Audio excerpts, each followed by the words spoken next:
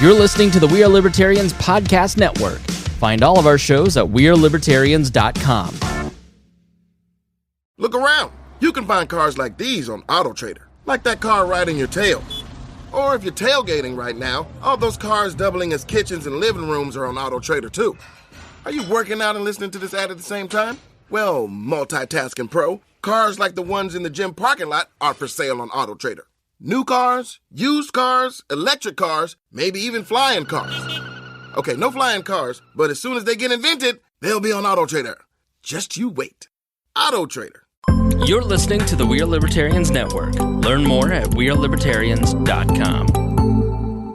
We are supported by listeners like you. Donate per month or make a one-time donation through PayPal or Patreon at wearelibertarians.com. Join in on the conversation. Visit the sidebar at wearelibertarians.com and join our Facebook group, meet other listeners, and get our daily news dump.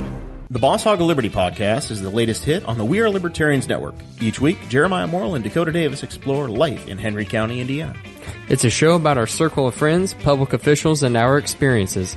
80% observation, life, humor, and 20% politics. Boss Hog of Liberty is the day-to-day happenings of Henry County, Indiana, which is just like your community. Add us on iTunes and sample us today. Dear Leader would want you to. The Johnny Rocket Launchpad is Liberty. Each week we strive to bring you the best guests in talk radio. The Johnny Rocket Launchpad delivers weekly interviews of noteworthy politicians, experts, and activists. The Johnny Rocket Launchpad is bringing the party to the Libertarian Party and launching ideas in your direction. Check us out at johnnyrocketlaunchpad.com. You can hear me, Kurt Nelson, and the beautiful Heather Nixon talk about the ideas of liberty. Rock and roll. Hey guys, this is Roger Paxton, and if you're fed up with the government running every single aspect of your life, but you're not listening to the Lava Flow podcast yet, then what's wrong with you? Check us out at thelavaflow.com, or just go back to sucking up to the government. The Lava Flow podcast, striking the root every single episode. It's time to shake up your podcast feed, folks, by subscribing to Lions of Liberty, the only libertarian variety show out there. Spend Mondays with me, Mark Claire, as I feature in-depth interviews with great names in the libertarian community and fun roundtable discussions. Electric Liberty Land with me, Brian McWilliams, every Wednesday, your weekly dose of comedy, culture, and liberty. And Felony Fridays with me, John Odermatt, where I expose injustice in the broken criminal justice system. Find us on iTunes, Stitcher, and at lionsofliberty.com.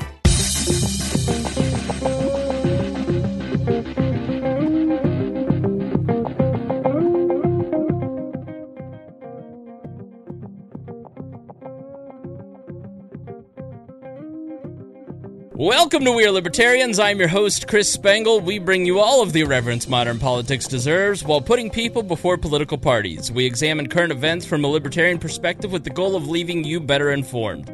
Please be sure to rate and review us on iTunes, like us on Facebook, become a subscriber on Patreon at wearelibertarians.com. And without your financial support, independent media like this cannot exist. In exchange for supporting our program, we give you great bonus content. This show is crowdsourced, so you can send us news with the hashtag WALNews or in our Facebook group or Discord channel. Thank you so much for everybody who's participating in those and using the hashtag. So I got a couple cool stories and found things that I hadn't seen by searching on Twitter for the wall hashtag, so WALNews.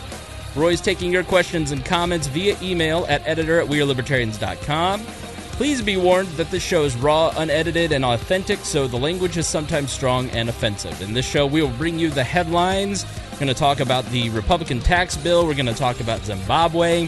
We're going to talk about CBD oil, net neutrality, Time Warner, ATT. We got like 12, 15 topics we're going to get to over the course of the next hour, hour and a half. So we have a lot for you. We are going to be mostly sex-free. This is going to be a mostly non-sex scandal show. Please put your shirt down, Harry. So with that, let me introduce my co-host for the Tuesday show, as always, Harry Price. How are you, Harry? Going good, going good. It's not as warm as it has been in the studio the last few weeks. No fire, yeah. No fire. There's no fire this week. Well, I've been very busy prepping for the show. It's like a beautiful mind and ear. It is. It's very. I'm actually concerned in here. You're getting these nosebleeds. There is old newspapers, magazines, and books everywhere in library here. books. There's 50 library books sitting over there. No, I really am turning into, like, in 50 years, it will literally, this audience and I will be one fully. I will have no other friends. I will be in a cabin in the woods somewhere, like Matt Drudge, just tweeting out to the world my thoughts. With my friends, the newspapers and the books and a library. I'm turning into an old crank who just sits alone in his apartment reading strange newspapers from foreign lands. You've got about like few more steps. I think 3 more. You got the beard going. You got the hat and the flannel. So yeah, you're really close. You know, hopefully we'll get the We Are Libertarians truck going by July for you. That would be fun. Yeah, we yes, I'm doing fine. I do have a sinus infection, but I'm okay. Other than that, I'm really not going crazy. I'm just really having, thanks for the quotations, Harry. No, I'm having a blast. Like, the reason we have like 15 topics is because Harry and I were talking about where we're at with We Are Libertarians and where I'm at, really.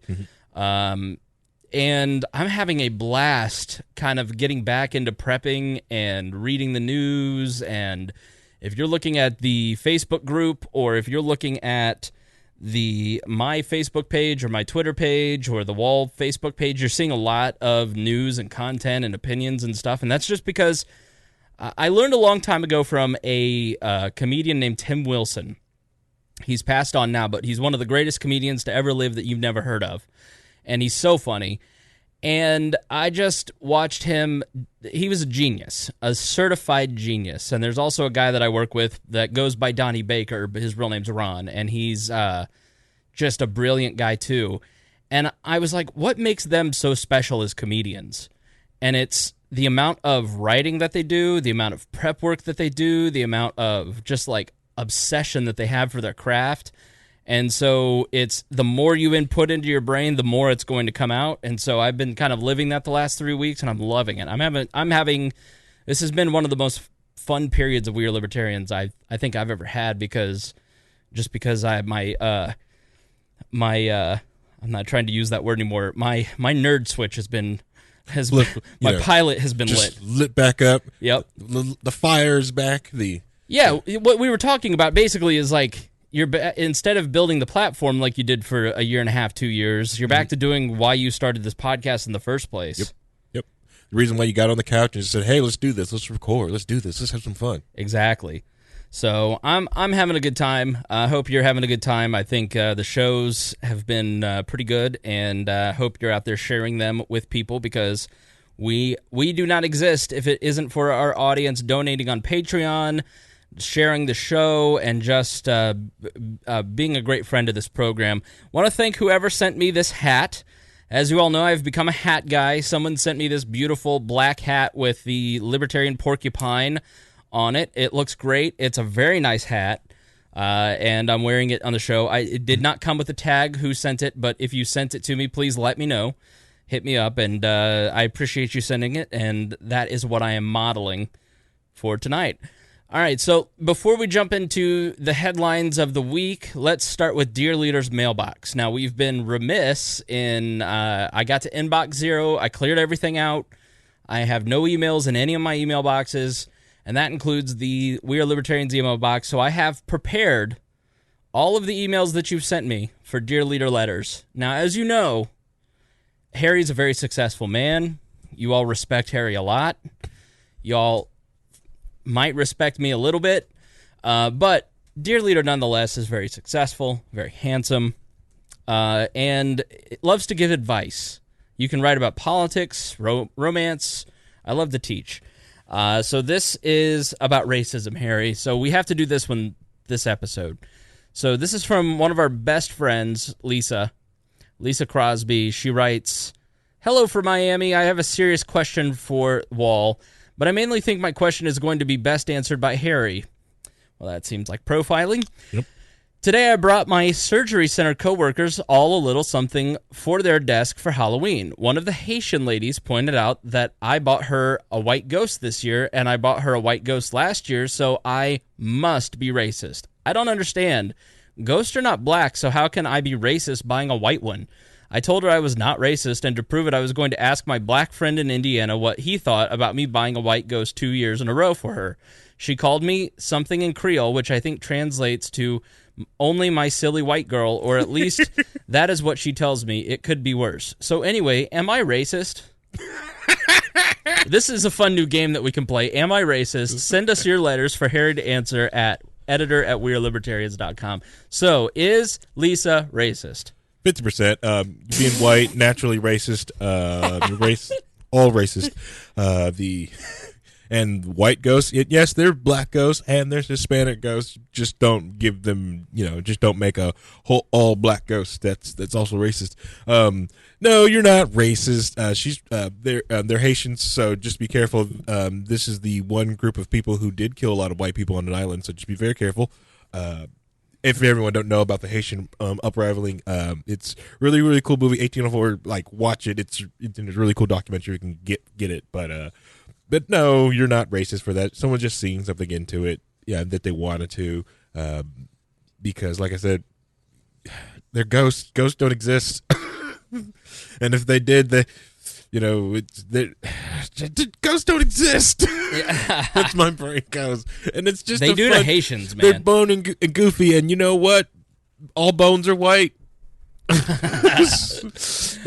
Your bones white? Man, my bones are white. They're heavier than yours, but they're white. Which a lot of our listeners found out that black privilege of yours with heavy bones is not fair, Harry. That's why I sink. That's why I don't swim. You don't swim for other reasons. Haitians, shout out to Haitians. 500,000 are being sent back by the Trump administration after the earthquake in 2010. Mm-hmm. They were granted asylum here, and they are being sent back. Which is awful. Haitians are very hardworking and great people. I wish we could keep them. I don't like witches, so I'm just kidding. I don't really care. All right. I told you that this would be a sex-free episode, sex scandal-free, mostly. But I feel like we need to talk about John Conyers, and because I found this interesting for his response, which I want to read a little bit of that to you. But it sounds like it's going to be more serious. As we said in previous episodes, you have to check your political bias at the door and treat each one of these accusations like you're searching for the truth and not for whataboutism, which is, well, what about Bill Clinton? Well, what about Al Franken? Well, what about Roy Moore? Like, check your whataboutism. So John Conyers, ancient Democrat from Michigan, he serves in the Detroit area. He's just super old at this point. He came out, he was BuzzFeed News came out with the accusation. Now here's the funny thing, and here's why I think this is interesting. Mike Cernovich, who some of you may or may not know, he's associated with Alex Jones, and he's some would call him a conspiracy theorist, journalist. Some would call him an alt-right journalist. Some would call him a truth teller. It depends on what your shade of conspiracy level is. Galt loves him. I think he's funny, and I think he has an interesting point of view, but I think you take it with a grain of salt like you do every single reporter out there, including the show. He is the one who fed this to BuzzFeed. Now, I think this could be an interesting partnership. People like in the Alex Jones alt-right world are not going to be taken seriously as media figures. But what if they start partnering with people like BuzzFeed News who have a left bent to start exposing some of these people? So Cernovich is the one who basically fed this to BuzzFeed, and he was the source of the big scoop from BuzzFeed Monday night that John Conyers has made repeated sexual advances towards female staffers and secretly reached a financial settlement with one accuser. The story was based largely on documents and affidavits supplied by Cernovich to BuzzFeed's reporters. It's odd. It's something like Michael Moore dropping damning info about the president to Fox News. So it is, at 60 Minutes, called Cernovich, a magnet for readers with a taste for stories that have no basis in fact. Take with that what you will. So, anyways, Cernovich acquired the congressional documents after he offered to pay $10,000 for them. The offer was made in a series of now-deleted tweets last week. I will pay $10,000 for details of these settlements, cash or Bitcoin or check or whatever you want, he tweeted, and somebody produced them. So he took them to, he didn't say if he actually paid anyone or not. Ben Smith, Tuesday, after the story broke, said he was unaware of that, saying BuzzFeed, a bastion of journalistic integrity, would never pay for information. Right? I couldn't hold it. No, please don't. It's ridiculous. But it is, they were extremely careful. This is not like Watergate, but we did our due diligence. So he didn't, Cernovich wouldn't say who his source was. But I think that's an interesting connection, and I think that's not something that you may have heard about and might not get covered, but I think that could be an interesting vehicle for some of these people who are on the far right, just as on the far left, people who have access to information and are anti-government but necessarily won't partner with a Washington Post. You know, like there may be some truth to Alex Jones saying, I've got sources at the highest levels, I've got the documents. There may be some of that. Yeah. Well, I think there is, because sometimes he just kind of calls it. I'm not saying he calls it all the time, because he connects the dots to things that, he makes a lot of jumps in, of connecting dots. But do people listen to his show, and people like him in different powers of government? Yeah, I can believe that. Yeah. People listen to his show, like especially people who are up at. I'm shocked the more people I know that listen to him are the people who work third shift. Mm-hmm. I found a lot of IT people that listen to Alex Jones, especially third shifters. They're like, "Oh, I love Alex Jones." Why? I don't know. I don't know. They like listening to him. So if they see something weird, they're probably like, "Oh, I saw this on the network the other day." And interesting. So he probably does got sources like that in weird different spots. Or the reason I can notice him in like a networking guys and stuff like that is because that's who I hang out with. So interesting. Yeah, I love Alex Jones. I think he's hilarious. Yeah. Little Alex Jones chill. I like since he plays video games and looks at Alex Jones, it's hilarious. He's the greatest unintentional comedian of all time. Like you don't have to believe in what he says to just listen to him, because it is hilarious. I mean, it's funny stuff. I'm gonna blare that. I'm blaring nothing but Alex Jones on the way to Lancaster. It's easier that way. All right. So about the BuzzFeed Conyers story. Basically, BuzzFeed on Monday night said Conyers had this allegation against him, and I only bring this up because I wanted to break from all the sex scandal news, and I'm sure you do too. I wanted to talk about real stuff that's happening in the world tonight, but this is real stuff because listen to this. Conyers claims that at the time of the settlement, he basically denied the claims at the time with the settlement. There's really not much information out there, just that this happened, and which made it kind of dubious. So Conyers said, "My office resolved the allegations with an express denial of liability in order to save all involved from the rigors of protracted litigation. That should not be lost in the narrative," Conyers said. Let me just skip down to the actual statement and read the whole thing, because he clearly didn't write it. He's too old to write this well, but I thought it was really well written. "I have long been and continue to be a fierce advocate for equality in the workplace, and I fully support the rights of employees who believe they have been harassed or discriminated against to assert claims against their employers. That said, it is important to recognize that the mere making of an allegation does not mean it is true. The process must be fair to both the employee and the accused. The current media environment is bringing much-needed focus to the important issue of preventing harassment in workplaces across the country. However, equally important to keep in mind is, in this particular moment, is the principle of due process, and those accused of wrongdoing are presumed innocent unless and until an investigation establishes otherwise. In our country, we strive to honor this fundamental principle that all are entitled to due process. In this case, I expressly and vehemently denied the allegations made against me and continue to do so. My office resolved the allegations with the express denial of liability in order to save all involved from the rigors of protracted litigation. That should not be lost in the narrative. The resolution was not for millions of dollars, but rather an amount that equaled to a reasonable severance payment. There are statutory requirements of confidentiality that apply to both the employee and me in regard to this matter. To the extent the House determines to look further at these issues, I will fully comply with an investigation." Now, person involved in the case, which went through the Office of Compliance, which has a secret mechanism by which Congress has kept an unknown number of sexual harassment allegations quiet, said it actually reached a point where he did know.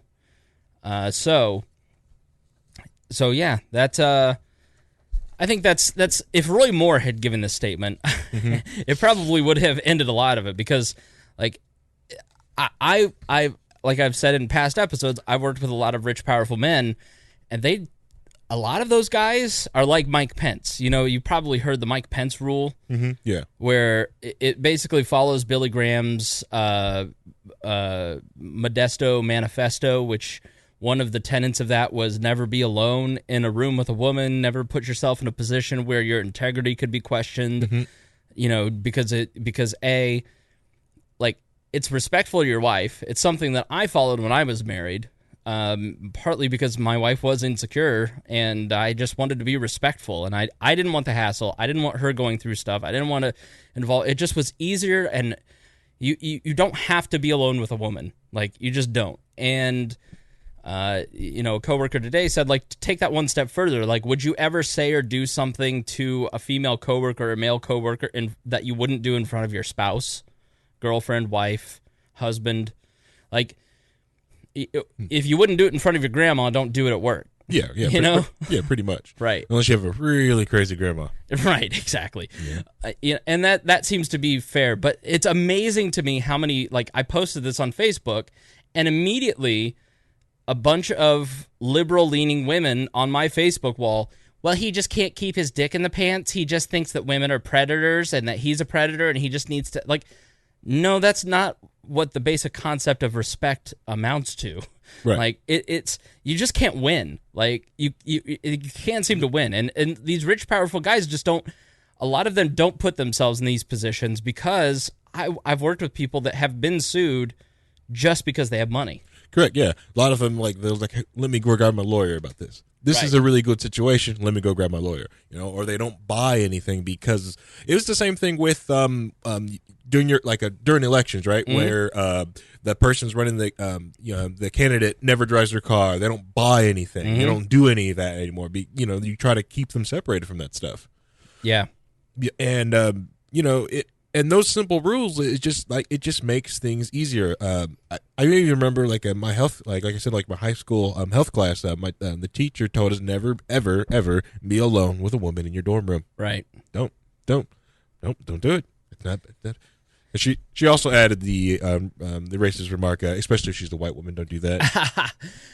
Yeah. Here's the problem. Like, the 10-20% of guys that are the predators, that are the scumbags, ruin it for the other 80% of guys and 100% of women. Like, and in this current climate, the climate denies women opportunity, because there's benefits and cons to this. Like, the cons are, some employers may choose to favor a male candidate for an internship or an employment opportunity over a female candidate, because they don't want the extra stress. Because what women have to understand is that in a workplace environment now, and it like, not just now, but really like the last 10 years, if I have a female coworker sexually harassing me and I go to HR and introduce that, I get laughed at.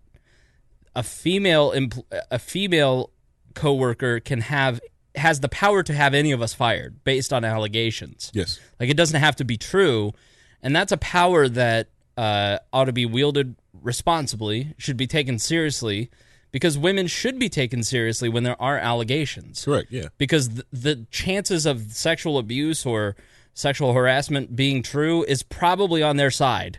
Like, I would say that there are far more, it's not, I wouldn't say, there are way more people who are sexually harassed or assaulted versus the mattress girl. Like, there's just way more in the other spectrum. But from a male perspective, it does make you, in the back of your mind, rethink every interaction that you have with female coworkers.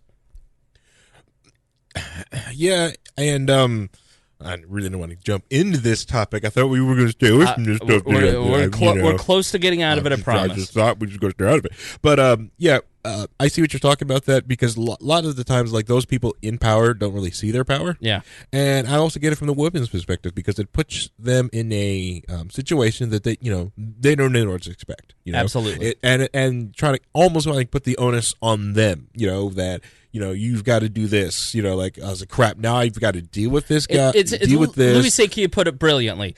Like it wasn't a question to them. It was a predicament. Yeah. It's that. Yeah, it's that. Yeah, and it gets and I can kind of get it. There's several different times for a while when until like Lacey really got used to the creepitarian aspect of different liberty spaces that she would just hang around me, and I couldn't understand like why is she sitting there hanging out with me? I'm just sitting there jamming on a keyboard with a bunch of other nerds. We're just sitting there like doing things on it, and I'm trying to make my pineapple do different stuff to like show it off and show different people and discuss and like do all this information, and she would just sit there just dotingly the first few years until I realized, and she, basically came to me and was like, no, it's the freaking creepitarians. There's a lot of the guys that will like want to hang out, but they're only really there for one reason, and it creeped her out, and so it was just easier if she just hung around me. All right, now before we all stand up and say Conyers standing up for men came out tonight just before the program as I was prepping, about an hour before. BuzzFeed reports a former schedule in Conyers' office said she was the victim of unwanted touching repeatedly and daily. She was not part of the harassment, which makes her a second victim. That settlement was made in 2015. The victim of the new incident sued Conyers for over $100,000, but later withdrew the lawsuit after the court denied her request to keep the complaint private. Now she's going public. She described daily harassment from Conyers, who's like 90, from May to July 2016, including rubbing her shoulders, kissing her forehead, covering and attempting to hold her hand, and more. She said this caused insomnia, anxiety, depression, and chest pains, all of which I buy, because like, if your workplace is hostile like that, that's stressful. Yeah. And it was all made worse after Kanye's wife, Monica, called her a whore. The staffer eventually became so unwell, she attempted to take sick leave and was fired after Kanye's chief of staff demanded proof that she was sick. Man. So there's that. Yeah. So now, final thought on this. The Axios website, AXIOS, is one of the founders is Mike Allen, formerly of the Politico Playbook. That was like the must-read thing that everybody in the swamp read. Mike Allen is like the foremost gossip, like verifiable gossip monger in the city. Somebody, if you want to know what's going on in the swamp, go to Axios.com, get their daily emails. He reported, members of Congress with histories of mistreating women should be extremely nervous. Major outlets, including CNN, are dedicating substantial newsroom resources to investigating sexual harassment allegations against numerous lawmakers. A Republican source told me he's gotten calls from a well-known D.C. reporter who are gathering stories about sleazy members. Uh-oh. Veronica de Ruggie, I'm sorry, from Reason on their Reason podcast said, I have 2 steak dinners on several congressmen. So look for that to come out. Now on the show prep order today, Men's Day is on here. Can you explain what Men's Day is? International Men's Day was this past Sunday. International Men's Day was a day, like every time, like, it's a day meant for talk about and discuss men's issue. It was a day that, some people don't like discussing or bringing up International Men's Day because they believe that every day is International Men's Day, which that is incorrect. But this is the day is for bringing about and talking about men's issue, like male suicide, male fatherhood abandonment, not having their children with him and not getting custody in custody battles, because a lot of the different times when it comes down to it, like a lot of fathers, they want 50-50 custody. That's not the case. They usually get every other weekend. So they're basically seeing their kids, what is it? I wanted to say what the math is on that. Was it 40 days a year, which is ridiculous. Some different holidays. And for someone as a, and if you see your kid, you're used to seeing your kids every day. Like right now, I get to see Gunther every day, and I'm able to see her like once a weekend, like every other weekend, that would tear me apart. And you can understand these different men, the different males issue. And the main reason I brought it up because it went by. Most people never noticed that it's International Men's Day. When it's International Women's Day, it's a big thing. People are talking about it. It's everywhere. But on International Men's Day, that Sunday, you were supposed to wear blue to like talk about the situation and bring it up. I wore blue. Some people didn't really notice. I did try to talk to some people. The other thing that was also really cool, which I didn't really notice and didn't really think about even looking at when I was listening to the Honey Badger Radio podcast, and they were talking about how Google usually does a doodle, the Google Doodle. They did one for National Women's Day. They do it for all these dinking holidays. It was the basic Google freaking doodle that day. No International Men's Day thing for that one. So when International Women's Day does happen, and you see how much of a big deal it is, and how everywhere and everyone gets to talk about it. When it went past, almost like no one even noticed it on the Sundays, especially it's football days, just game day, all these things. Like, no one changed their cleats, no one put on ribbons, there were no parades. It's kind of just went by, and it just kind of it's a great way to. It's not great. It just shows you like a lot of male disposability, and that's like a huge, massive problem. I know I'm not the best one to talk about these issues. I am fully aware and am informed on a lot of these issues. That's another reason why I wanted to bring Terrence Popp on the show, so he can give a huge better perspective. He actually have been chewed up a lot of by this system, and has experienced a lot of this way the system does beat you up. And from being a military vet, he understands. I feel like he sees especially the male suicide rate that like almost firsthand. So that would be a better thing for him. Like, I can sit here and talk about it, but trust me, when we get him on here, it's going. That guy will be able to share like more personal stories. Him and Blake. Yeah, sorry. Yeah, I'm unfamiliar with Terrence Popp, but Harry has been enlightening me. And if you're a Terrence Popp fan and a Wall fan, tweet at him. Yeah. Say, hey, make sure you get your butt on Wall. Yeah. I'm going to try to email him back, get him in here, get him on here, because I really do want him on. The other thing that went by, sorry. Keep going. No, you're fine. Sure. Go ahead. Didn't want to coup the show already. No. The other thing I like the thing we have taken over.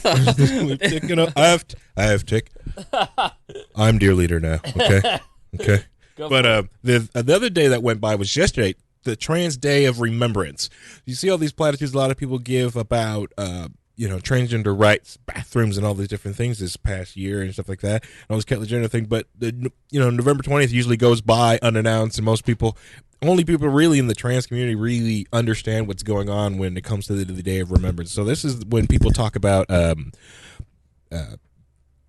the people that all the trans people that have lost. It has gotten better, but it's still like worse. Like, because usually like the Trans Day of Remembrance, we usually did like a candle vigil and go about the different deaths. And it was also harder to find in the past because a lot of news outlets would misgender and dead name a lot of trans people. So getting the name record, to read a name record of all the dead trans people that way, because regardless of what people may think of, like, people are more accepting of a trans, or so many people are accepting of gays, and people are accepting of different people in other races. For some reason, trans people are still are murdered in this country for just being trans. Right. Now, are some people murdered in this country for being black? Possibly. Are people murdered in this country for being white? Possibly. But it's more of it's a huge problem in the trans community, and not only for being murdered, also the suicide rate in the trans community. Also, a lot of that has to do with substance abuse, people, family members, and accepting them in who they are, living out on the streets. It's a very hard situation in this country to be trans. It's not a good situation for a lot of people because there's a lot of different things that are going on with their body, or going on with their inside their mental health, and a lot of people they try to understand, they don't understand it, and it's very hard for them, and because like even it's like, well, like getting a job, they have to worry about being dead named, misgendered. So like the day I remember. Explain dead named. Dead naming is when you would use someone's old name. I always hate it. I'm not going to do it. Like I'm just going to I'm creating a fake person, a fictional person right now.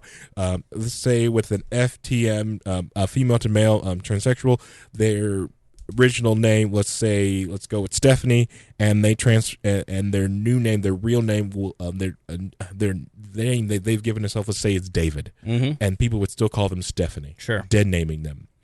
And that would still happen when they would go with like any background checks and stuff like that. That dead naming, bringing that name back up, which also it can trigger dysphoric events. So sure, we had a castmate, Maya Action. Some of you may remember, and episode 2 or 3, Jeremiah was on, and then somewhere in between, then she transitioned to Maya.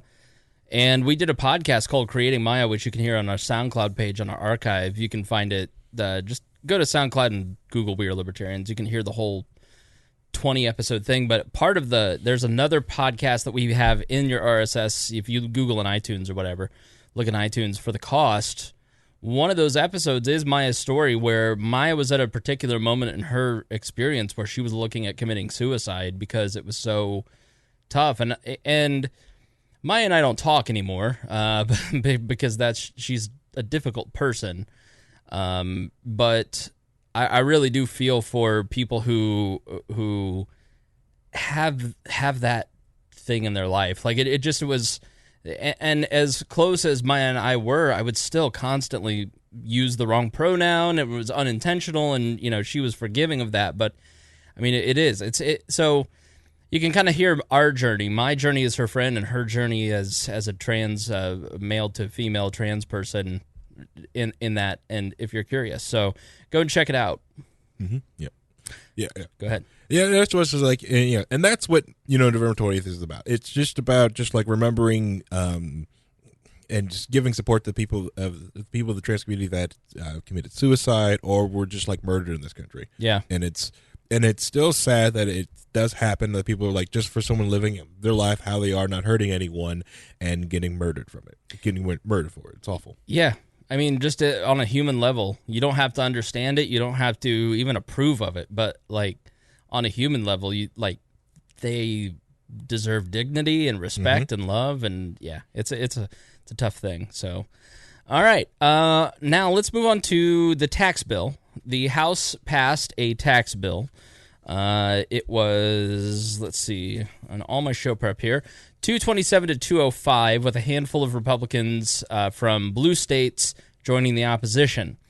The House plans to cut taxes by roughly $1.5 trillion over the next decade, with tax reductions for both businesses and individuals.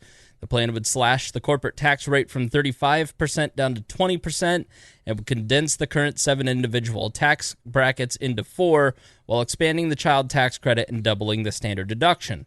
The lower corporate tax rate would be a permanent change. This is from Reason, by the way. This is Peter Suderman. House Republicans just passed a major tax reform bill.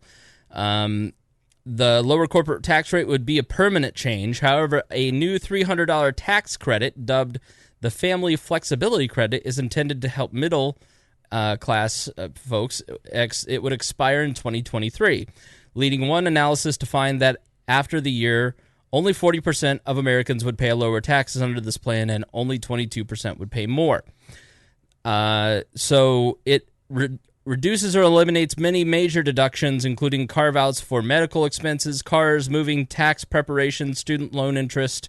The plan gets rid of the state and local tax deduction, or SALT, as you might have heard, for income and sales tax. That would be eliminated, and caps the deduction for property taxes. So you're getting an increase in your overall write-off, but they're getting rid of a lot of those deductions. And the reason that they did that is they had the goal of making, putting your tax return on a postcard, which they're not going to meet that goal. But it's a good step. Yeah, these tax credits that you can write off really are just favors for special interest groups, or they're little nuggets to try and nudge people into doing certain things and behaviors. And so I support them getting rid of it. But some of the things like the student loan interest, you've got some students who are going to end up paying taxes on their student loans as if they're making $75,000 that year, which, the standard deduction may not overcome. So some of that is going to be difficult. So, but that's part of the pain. If you're going to try and simplify the tax code, you're going to have to get rid of the deductions and the exemptions, and you're going to piss people off. And I think they probably knew that going into it. The biggest benefit is residents of high-income, high-tax states that tend to vote Democratic. Hence the handful of blue state. It's not a benefit. Basically, I don't know what he's talking about here. Maybe I'm reading it wrong. Basically, by removing, you can write off your state and local taxes, your previous year's taxes, and you also can deduct your mortgage payments. Mm-hmm. So they made a calculation, and they said, listen, we're going to piss people off, and because we're doing it through a process called budget reconciliation, which I will explain in a moment, they have to meet a certain goal. It basically has to be revenue neutral. This tax bill essentially had to spend no more than it's like, if you're cutting taxes the way that Washington works, like to you and I, if you're cutting taxes, we get to keep more of our money. But to the government, they're bringing in just less money, right? Mm-hmm. Now, Republicans would argue that like something like the permanent corporate tax cut, where you're going from 35% down to 20%, which was an arbitrary number. Basically, they said, well, some European countries are 21%, so we'll get lower than them and go to 20%. Still not like the 12 of Ireland. But that corporate tax rate is going to bring jobs here. It's going to create more jobs, which creates more taxpayers, which creates more growth. And so over time, you're projected to get revenue neutral.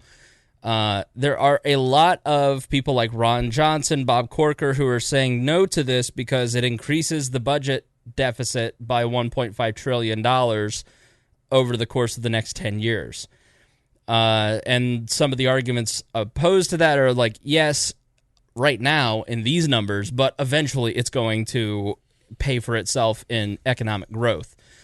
So it really comes down to a few questions, some more details before I go into some of this. Heritage Foundation put together a handy chart here, and I've linked this in the We Are Libertarians group. You can search Wall News and find the link for this, but it's comparing the House and Senate tax bills, and individual tax rates. There's currently 7 brackets. The House takes it to 4 brackets. The Senate bill is 7 brackets still. And basically what's going to happen is the House has passed their bill. The Senate has introduced their version. The Senate will haggle over this, and then they will go to budget reconciliation, and then both the Senate and the House will have to vote again on the final bill. So they will take the House version, the Senate bill, mash it together, then both houses vote on it again. I'll explain why later. So the Senate bill is 7 brackets. The standard deduction right now for single people is $6,350. Married people, $12,700. Under both the House and Senate bill, it's $12,000 for single, $24,000 for married. All right, so it's effectively doubling in both cases. The income or sales property taxes are fully deductible right now. So you can take your state and local property taxes and deduct them. House repeals SALT deduction for income, sales tax caps, property tax deduction at $10,000. The Senate bill repeals full SALT deduction. Now, they are punching blue states in the face. But they're making a calculation that somebody who lives in a blue state, the majority of them are not going to vote for them anyways. Right. The polarizing effect of that is that when the states have to make it up, who do you think they're going to punish? Like a state like California, they're going to craft tax policy that takes it right out of the red areas pockets, essentially. It's okay. Most people are leaving California anyways. Yeah. So like this, so you can deduct your property taxes. Mm-hmm. Shout out to everyone out in New Hampshire with those high property taxes. Right. Now, pass-through corporations, I don't know if I'm a pass-through corporate. Like, basically, Wall is me and I am Wall. And so I claim all that Patreon money that you guys donate, I put on my taxes. And then I write off some of the equipment costs and stuff like that. So I essentially put all on my personal income taxes because I'm not an LLC yet, although I'm doing that soon. So it's that pass-through tax treatment There's currently pass-through income tax at personal income tax rates. Under the House bill, maximum rate capped at 25%. Then there's a bunch of other stuff. For the Senate bill, deduction allowed for 17.4%. So they're going to give a little bit of those pass-through folks a break. Right now, the corporate tax rate is 35%. Both the House and Senate want to make it a permanent rate of 20% in 2019. This is really the important thing. This is the part that they all agree on, that this is the thing that has to be done, and they are willing to give up anything to get it done. Expensing, right now it's complicated rules. House bill, 5 years of expensing for new equipment. Same with the Senate. Child tax credit, currently $1,000 for each child. Phased out at $110,000 combined if you're married.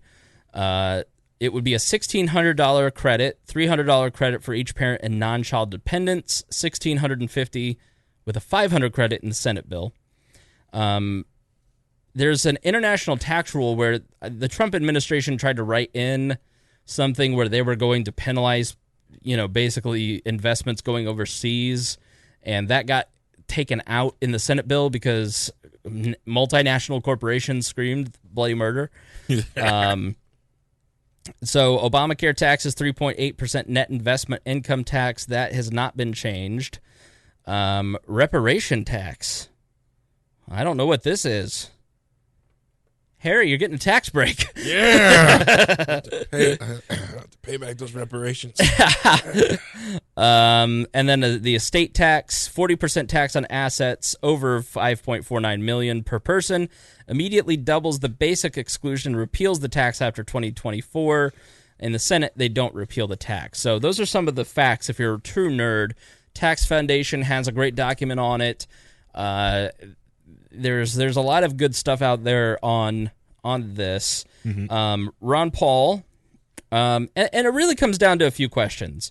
I'll get to Ron in a second, but so as I was kind of thinking about this morning, I wrote down a few questions. The first question you have to ask is, do you care about Republicans? I personally don't care about Republicans, but if you are a Republican that listens, you probably do care about Republicans. Harry, I don't know. Do you care about Republicans? I don't care about Republicans. All right. So parties are empty vessels. Exactly. So the Republican Party essentially needs to get something done. Like they, this headline from the Washington Post, Republicans cite donor pressure to deliver on tax bill. And Republican Representative Chris Collins of New York said, "My donors are basically saying, get it done or don't ever call me again." So that's pretty intense. And the pressure is on the Republicans to do anything because they haven't done anything. And, Savage. And, like Lindsey Graham basically said, if Republicans can't agree and pass tax care or tax reform when you've got the House, the Senate, and the presidency and the Supreme Court, like, what good are you? Right. Great point, Lindsey. It's the first time we've ever agreed on anything. I know, which is weird. Right. And it's so true. So the corporate tax rate is the thing that they're really all hanging their hats on. So the Republicans have to get this done, and they're not doing it like this bill is crafted to help the rich and the and corporations. Landowners. Now, landowners too. Like it's really, if you're in the middle class or the lower class, you're not going to really see any tax relief. You're not going to see any benefit, but except for maybe lower prices in goods.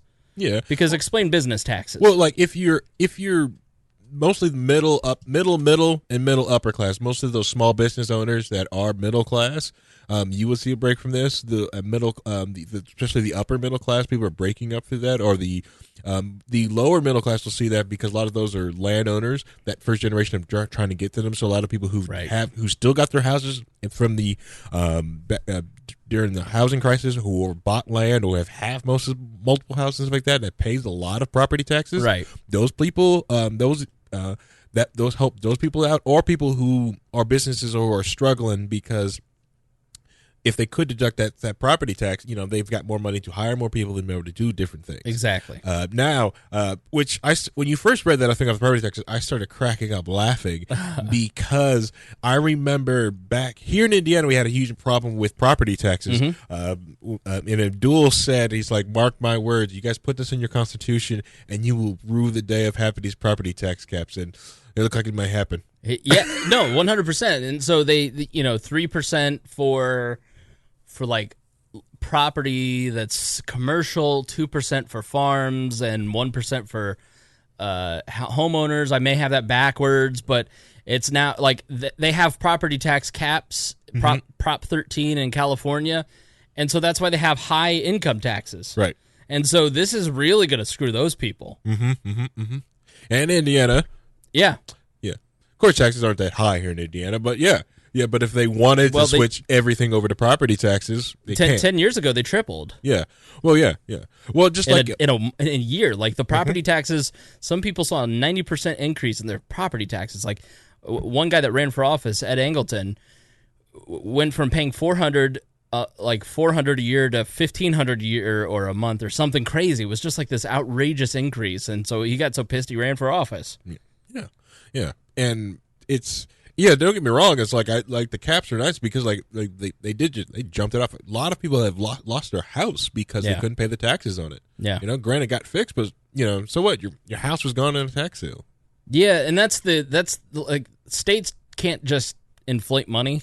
And so like in Indiana, they got rid of the inventory tax because Mitch Daniels came in and said it's stupid. The business owners don't want to pay inventory on pencils. So they got rid of the inventory tax. Well, lo and behold, that's what rose property taxes because local agencies just started raising taxes. And so then they had to fix that. And so then you had income tax increases in all the counties, what are called COIT taxes, county option income tax, where a county could choose to impose an income tax. And so then you had counties, and now you see kind of a diaspora even further out into the boondocks from these counties because people don't want to pay that COIT tax. Yeah. So every time, and you look at Kansas is a state that didn't cut spending and then cut taxes and then had a major budget crisis that cost Sam Brownback his governorship, essentially. And Kansas has had an absolute crazy time with their budget because they don't have the power just to inflate their money. Right, yeah. It's nuts. But like the whole inventory tax here in Indiana, that was basically you paid taxes on the things that you had here on your inventory. Right. So like if you were like a business, as you was getting down to the end of the year, you were just like, nope, we're going to do that till we run out. And it was like nuts being here in Indiana because everything's got to go. I would have to archive and like every like this stand. Okay, well I bought this for $35. It now is worth $10. What could I sell this for? That microphone's $100. Yeah, got to get rid of it. Right. Yeah, car dealerships are just getting rid of cars, or they just wouldn't. Or you would have the issue that they just wouldn't have the cars in the lot. Like, yes, we can give you that car. I'll give you a $2,000 discount, but you got to wait till the next year. Yeah. Which was nuts. Like, I remember when I bought my first car, went to there, and my dad was looking at a car. We was able to get both those cars for like $3,000 off each because it was the end of the year for property inventory tax. Just take these cars, take them, because they would have paid more on the freaking taxes on it. They just wanted them gone. Yeah. They'll make it back on the payments. So Republicans have to get this done because they will start to, business owners will start to feel the effects right around the primaries next year and start to see economic benefit around the elections. And if they don't do this, they're not going to have the money to compete with Democrats next year. A lot of these rural Republican-held districts flip to Democrats in Virginia. And there's no doubt that Republicans are going to lose Senate and House seats, and they're possibly going to lose the House to the Democrats next November. And if that happens, then they're really out of luck. Like, the impeachment proceedings are going to start with Trump, and that's just going to occupy all of our time. So, like, this is their one shot to get anything done, any major piece of legislation done. And so a permanent corporate tax cut, I'm okay with. If you care about Republicans, they need to get this done. And Trump needs the win. And so he's trying to get a win at any cost, essentially. Yeah. Do you care about yourself? if you're fine with the amount of taxes that you pay, I would imagine that looking at our analytics, most of the people that listen to us are working to middle class. I'm somewhere in between myself, and I don't really think about all the taxes that I pay until I pay my taxes and tally it all up and go, holy shit. So I would love to pay less taxes. I'm not getting anything out of this bill. Like, I'm going to get like $300 back. Like, I may get a better tax return check, but I'm really, because I don't take a lot of deductions. So I may see some benefit from this come tax return time because of that increased deduction. But by and large, most people are not really going to see a change in their taxes. And unless you're very wealthy because of the the inheritance tax being killed off, or if you're a business owner, especially a large business owner or a pass-through business, people like Donald Trump and Donald Trump himself stand to benefit tremendously from this bill. Which, do you care about rich people getting their taxes cut? If you don't want rich people to have their taxes cut, then you're not going to like this bill. If you don't really care, like me, because I look at it and go, well, I really don't care that 3 people have the same amount of wealth as the bottom 30% of the population. Like Jeff Bezos, Bill Gates, and Warren Buffett built stuff. Yeah. So it doesn't bother me, but it may bother some of you. Yeah, but the thing, the people that bothers them, that they believe that money is going to sit in some sort of vault and they're going to Scrooge McDuck it. Right. You know? Right. They're swimming in their... Hey, Scrooge McDuck, if he jumped into those coins, would break his neck. Yes, he would. Bullshit. Do you care about deficits? A lot of our audience does care about deficits, and this is a really bad bill if you care about deficits, because it's going to add $1.5 trillion in deficits. And, I'm looking at several headlines. Matt Welch, tax reform and the deficit, 1.7 quadrillion pennies and growing by the minute. Basically, it's not going to be a fiscally responsible bill. Matt Welch is against this bill, and if I'm interpreting him correctly and what I've heard him speak about and write about, the Senate is less fiscally conservative than the House. And every day there's media scrutiny and eroding poll numbers, they start eroding some of the parts that make this financially viable, like the individual mandate, which we'll get to. Matt Welch wrote in the LA Times, SALT, which is state and local tax, and the mortgage interest deduction cut are the 2 biggest fillers of the $4 trillion hole between the $5.5 trillion in tax cuts and projected $1.5 trillion deficit. So caving on that could blow whatever slim chance there is for passage in the Senate. So this is an expensive bill to the deficit that we're passing on to our kids. Ron Paul, like, what do you think about that? I mean, are you a deficit hawk, Harry? It used to be, but now it's like, man, it's $20 trillion in debt. Yeah, we're fucked anyways, right? Unless you're talking about saving trillions, screw it. Smoke it up, light it up. Just see how high you can correct this thing. Man, I'm kind of like, I care because it's our biggest problem, but since nobody else cares, it's like, might as well get some tax cuts out of it. You can't do anything. It's $20 trillion. We spend more than we bring in. It's $20 trillion. You can't fathom that number. You know, that number is so large. Right. The only thing you've probably ever seen in the trillions is air particles and sand. You know? They've never even made 20 trillion Legos, okay? That's that. I mean, if you're speaking in Legos, I get it. Yeah, can you imagine 20 trillion little Lego pieces? No. Fathers around the world you cringe. You couldn't walk anywhere. Ron Paul, for his part, at Mises.org, wrote, GOP tax plan increases the most insidious tax. You're not going to believe this, but Ron Paul wrote about auditing the Fed and inflation as a counter to this bill. The Republican tax cut plan has some positive elements, such as increasing the standard deduction, creating a new family tax credit, eliminating the death tax, reducing the corporate tax rate, and lowering taxes on small businesses. It also has some flaws, such as the millionaire surcharge imposed on upper-income taxpayers. This provision reflects a belief that upper-income taxpayers only deserve a tax break if reducing their taxes serve the interest of the government by increasing economic growth. The worst part of the tax plan is that it adopts the chained consumer price index.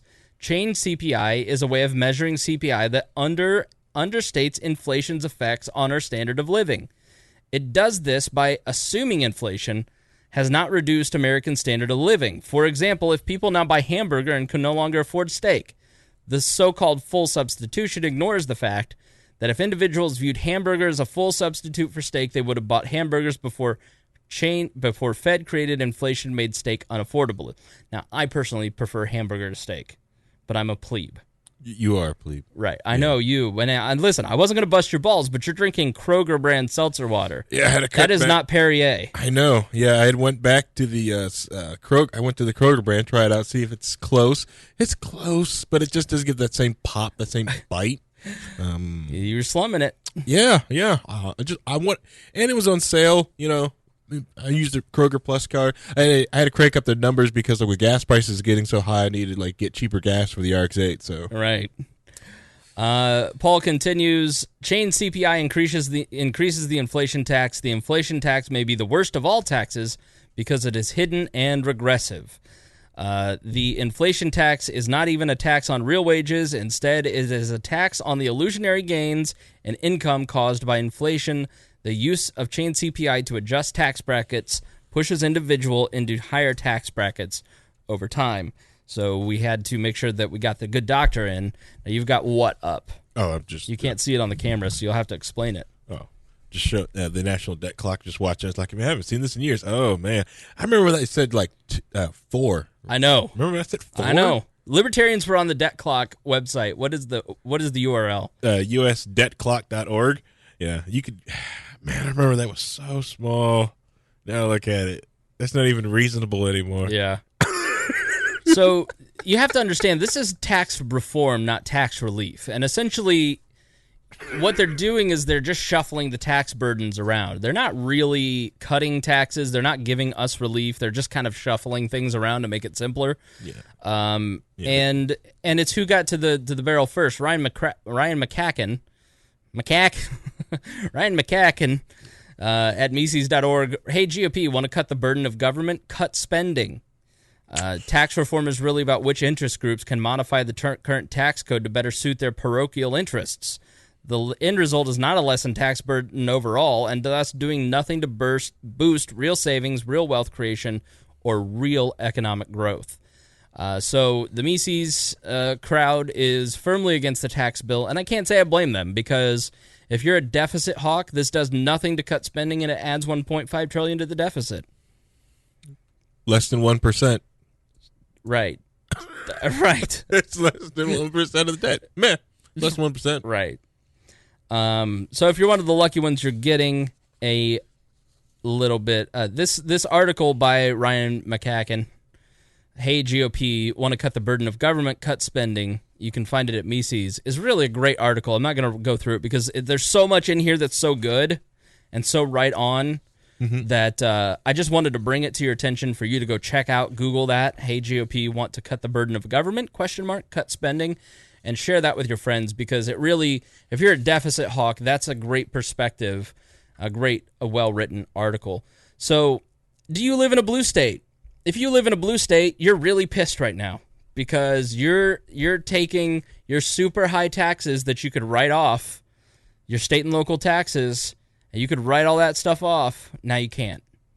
Now, if you're in California or New York, your increase in standard deduction, that is probably not going to cover the doubling of your standard deduction. So if you're in a blue state, you're hosed.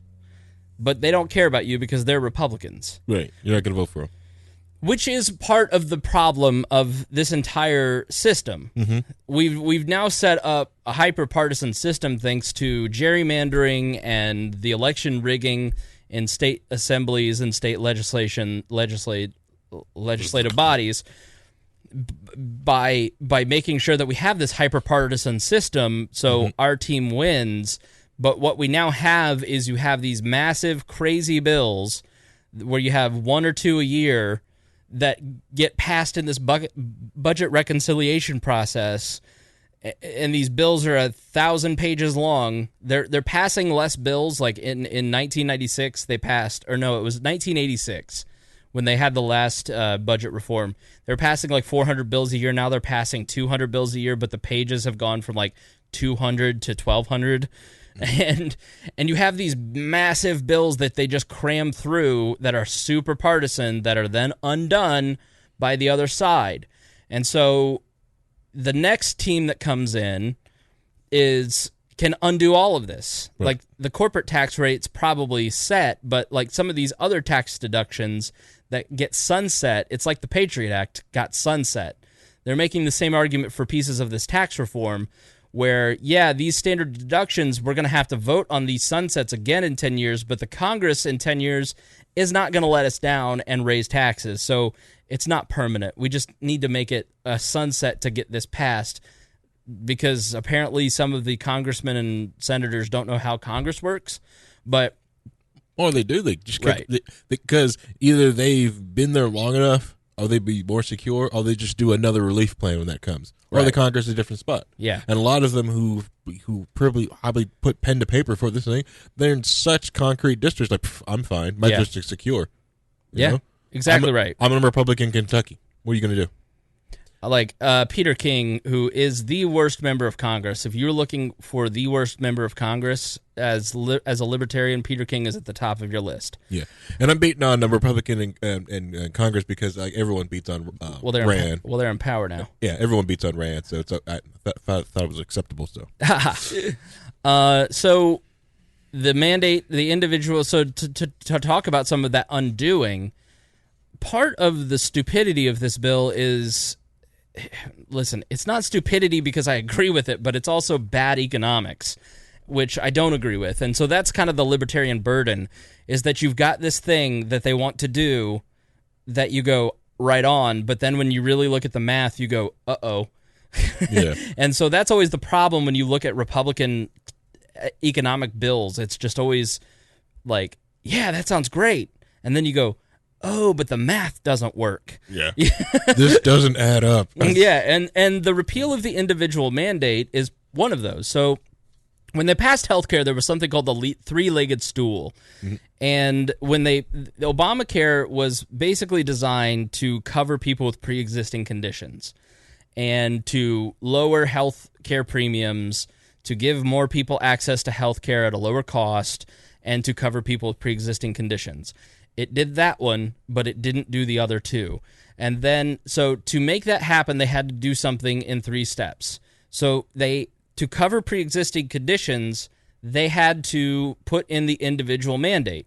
Because if they didn't force everyone to get health insurance and then hopefully force everybody into the exchange, then what they were hoping would happen is that people would go into the exchanges. You'd fill so many people in these exchanges that there would be enough money in these pools to cover the cost of those, the price rises. The people who have pre-existing conditions use the most health care. Mm-hmm. Well, young people, like I didn't have health insurance my entire 20s. I never went to the doctor. And so it would have been a waste of money for me. It's true. And if I got in a car accident, I would have been hosed anyways, even 15 years ago. So if you're young and healthy, you're really just transferring your money to the old and sick. Yeah. And so they needed that money to transfer to the old and sick, so they had to force everybody into the exchanges. Well, what happened is people took the penalty on their taxes. They didn't buy health insurance, or they went on private insurance plans, or they went on their parents' plans. They didn't go into the exchanges. It didn't force enough people into the exchanges to make the math work. Mm-hmm. And so what you ended up happening is the exchanges started collapsing across the nation. Mm-hmm. And so the third leg of the three-legged stool is first, cover pre-existing conditions. Second, individual mandate to force people to buy into the exchanges to cover the cost of the pre-existing conditions. Third, subsidize these healthcare exchanges to keep the insurance companies in the game, because the insurance companies weren't going to play the game if they weren't having their costs covered, which from a corporate side, you go, well, the government's forcing me to do something, you should have to pay for it. Perfectly logical if I'm a businessman, if I'm the one running that business, If you're a person that hates health insurance companies, you think that's outrageous. They should just bear the burden of the cost. Well, that's not how economics works. Yeah. So the repeal of the individual mandate would leave about 13 million people uninsured over the course of the next 5 to 8 years. And that would save the American taxpayers around $300 million. So that they need to get rid of the individual mandate to basically get to that $1.5 trillion number, because what they're doing is they're trying to trim all these things and make all this math work to make sure that they only spend $1.5 trillion, because setting out in the budget reconciliation process, the rules were agreed upon that they would add no more than $1.5 trillion to the debt. Mm-hmm. And so they have to have these certain things removed and added to it to make all this math work. And one of those things is the individual mandate. But then you get certain senators like Rand Paul who say, I'm not voting for this unless the individual mandate's gone. But then you get Murkowski from Alaska going, I'm not voting for this unless the individual mandate's protected. So you're kind of like McConnell and Paul Ryan are playing all these political games to get this to pass. So, but the truth is, if you get rid of the individual mandate, you're going to further collapse. You're going to see about a 10% increase in healthcare costs over the next, and that's on top of what we already were going to see. So when the CBO says you're going to see a 10% cost of increase, you can bet that that's like an 80% increase, because anytime the CBO score gives you a number, you know that you need to like quadruple, maybe times that by 10. Just a little. Right. And so that's what they're all trying to, the reconciliation process, you have to reach the CBO score, and the math has to work according to the CBO, but the CBO has never been right. Ever. They're always wrong. Yeah. Well, like, that being said, like most people's insurances went up this month. While they're doing their signing up for this month, I know mine did. Like, I think I was paying like around $500 a month for the entire family. Now they want $800 a month. Right. It was ridiculous. No. So this budget reconciliation process, a little bit about this. This is your political glossary for this episode. Where did it come from? It was created in 1974 in a budget law, and its main purpose is to reduce the deficit. This is from Politico, called Reconciliation Explained. Its main purpose is to reduce the deficit. Since it was first used in 1980, there have been 20 reconciliation bills enacted into law and 4 vetoed. Why do it? Budget reconciliation is very attractive because it allows passage of a bill in the Senate with just a simple majority of votes. Republicans hold 52 seats in the Senate, so they could lose 3 votes and still pass the bill, you know, with Mike Pence being the tiebreaker. So it kills off the filibuster, basically, where you have the bill that, 60 votes to move ahead, which to me, like, that's to me that's the way that the government works is 52, a simple majority, not 60. Drawbacks: because it requires just that majority vote, reconciliation can be used to jam through highly partisan and controversial bills that change policy. An example: the healthcare law. Obamacare was passed through reconciliation. Right. There's often disagreement over whether or how the rules of the Senate apply to a reconciliation bill. It could mean life or death for tax reform. One important rule is called the Byrd Rule, named for late Senator Robert C. Byrd, who is a Klansman and a Democrat. And it can kill extraneous items in the bill that some senators might push to include. So that's what budget reconciliation is. So how does it work? The budget that the Congress agrees on would include instructions on reconciliation. These instructions would say Congress needs to make changes in spending and revenue and how much. Committees in the House and Senate debate and vote, and then that is by a set date. And then they have this is the point when specific programs might be targeted for spending cuts or altered. The Budget Committee in each chamber then picks up those proposals, bundles them together, and if they come from multiple committees and votes, then that's voted on by the House and Senate. So, it's a complicated process, but hell, what isn't these days, Harry? Yeah, exactly. And because the budget reconciliation process, that's what you got the earful of trying to, like, when they did pass a healthcare law. Yeah. Because, it wasn't, it shouldn't have, that's the only way it went through. They had to shove it through. They had to shove it through. There was no way that it was going to pass. Yeah, there's no way it was going to make it. And thank goodness that would have happened, but it did anyways. And now it's all. And now healthcare's completely screwed up. Well, like the individual mandate's one of the most. It is the most un-American bill in my lifetime, maybe with the exception of the Patriot Act, the Patriot Act, and the defense authorization for Afghanistan, which they've used to invade 7 countries. Like those bills are just. Like, to force Americans to buy a private product, to pass a law saying it is illegal to be a human being in the United States without a private product. Correct. It's just it's the antithesis to our founding and what our Constitution stands for. So it's just the individual mandate. I think, even though the math doesn't work, just on principle, get rid of it. Yeah, like it's un-American. Yeah, on principle doesn't work. Sorry, get rid of it. Try to make it work. Get your finger out of it.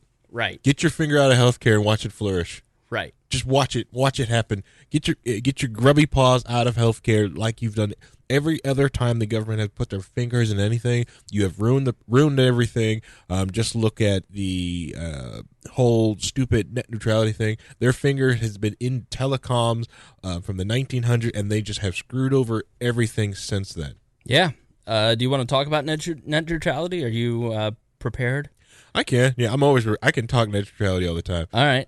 So the December 10th, I believe, they're going to change the internet back to what it was in 2015, according to Creighton Harrington. Yeah. He's like, to everybody freaking out over all of this net neutrality, they're just changing the internet back to what it was pre-2015, which, like, I'm going to be honest, Harry, I don't know shit about net neutrality, and, like, every time we talk about it, I pretend, and I just, like, it's really kind of one of those things where, like, I need you to just tell me what to believe. Like, am I for or against net neutrality? Please explain it to me. It is a complicated subject for libertarians or anybody, because the simple fact that the biggest problem is the government has so many different regulations in this process. So there's this awful nacho layer dip of crap, and everyone wants regulation off of them so they can use the monopoly that the government has given them to make money off it.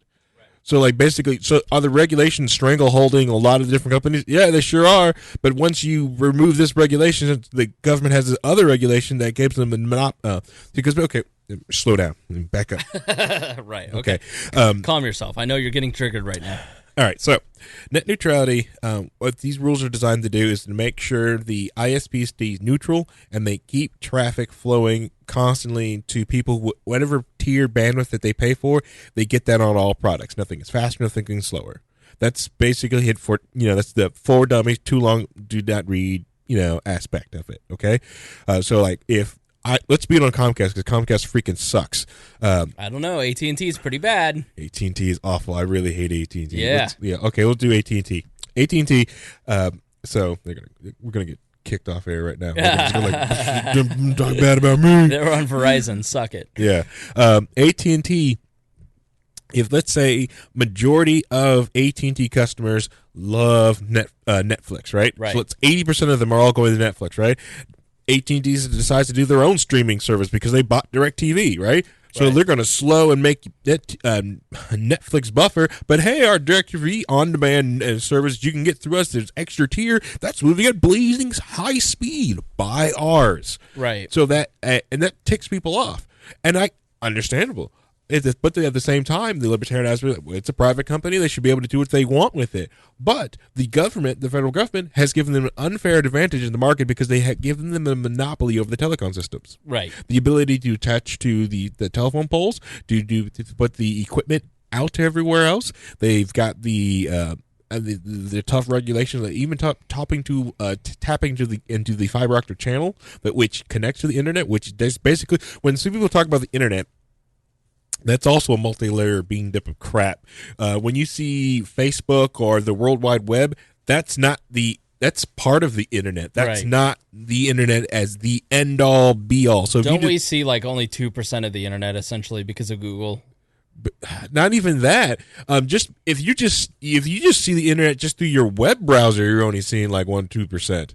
That's what I'm talking about. Well, like, isn't the other 98% just like child porn and stuff? No, God, no. There's so much other stuff like that. If you use federated protocols or different stuff like if you use like email, right? That's pre-World Wide Web. You don't need a web browser to do email. That's just a protocol through the network. Okay, that's all that is. And there's so many different things like use groups or BBS. These things are going through the network that most people don't even access or have even decide even to touch. That's what's out there in the net. All right, we're getting too far off. Am I for or against the Trump administration undoing what the Obama administration did in December? That's like I said, it's a tricky. You have to make your own choice for it. Black or white? Am I for or against, Harry? Are you for or against? I hate the FCC and I hate them to death. Right. And I get the reason why the ISPs and the big telecoms want off underneath that thumb, because they can make a lot more money and can use that money to help spread out the reach. But the problem is they have shown in the past to be bad actors without that